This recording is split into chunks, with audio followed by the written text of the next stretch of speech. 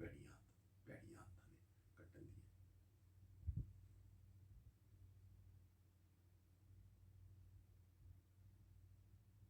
ਇਹਦਾ ਕੀ ਮੈਂ ਚਮਕੀਲਾ ਨੋ ਨੋ